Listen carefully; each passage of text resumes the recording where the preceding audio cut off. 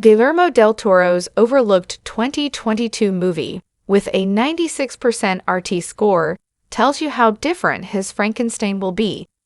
Since Frankenstein is one of the most commonly adapted stories in cinematic history, it's hardly surprising that fresh adaptations of Mary Shelley's classic horror novel keep being made.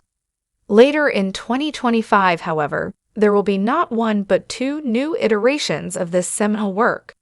But although Maggie Gyllenhaal's second outing as a director, The Bride, will certainly pique the curiosity of many viewers, it's Guillermo del Toro's Frankenstein that most fans of Gothic horror are more excited about. Hello everyone, welcome back to my channel, Flickwire. My name is Darcy. I hope everyone is having a wonderful day. Keep watching, so let's dive into today's video. Del Toro has form reimagining a classic story with his 2022 stop-motion version of Pinocchio, a triumph of originality, despite the specter of Walt Disney's 1940 cartoon animation looming over its production.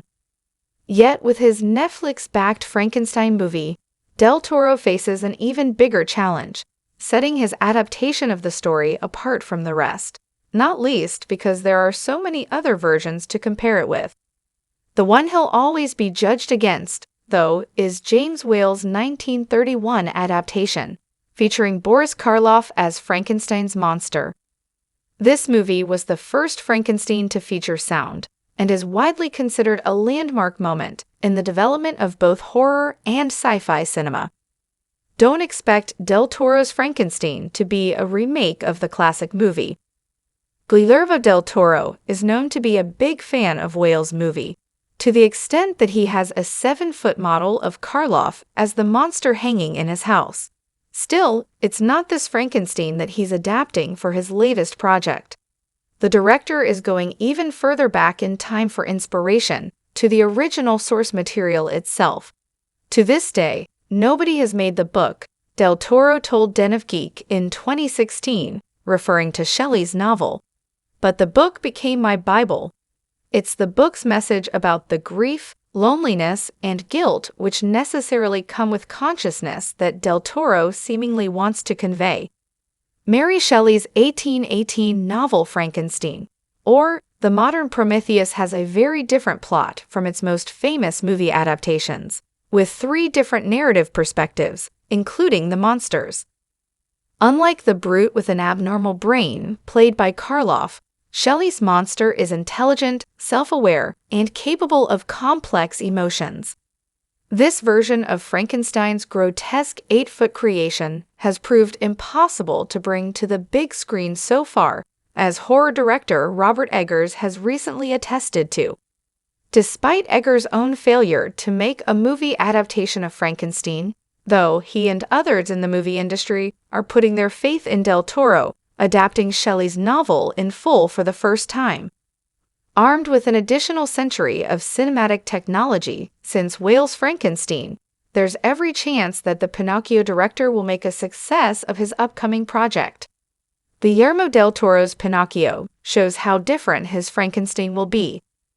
Del Toro is in a strong position to do a Frankenstein movie justice because of his own recent track record, too. His reimagining of Pinocchio for Netflix won widespread acclaim for its creativity and originality, which is no small achievement given that Disney's 1940 adaptation of Carlo Collodi's novel had overshadowed all other previous on-screen renderings. The critical hammering Disney's own live-action Pinocchio took when it was released in the same year as Del Toro's stop-motion version is indicative of just how difficult the director's task was. Not only was the method of storytelling in Del Toro's Pinocchio very different and much darker than other versions, it also deviated considerably from both Collodi's novel and the canonical Disney cartoon, turning the story into a meditation of mortality set in fascist Italy during the 1930s. This is the kind of invention we can expect from Frankenstein, as Del Toro doesn't shy away from adding extra dimensions to a pre-existing narrative when he feels they ought to be there, including political subtext.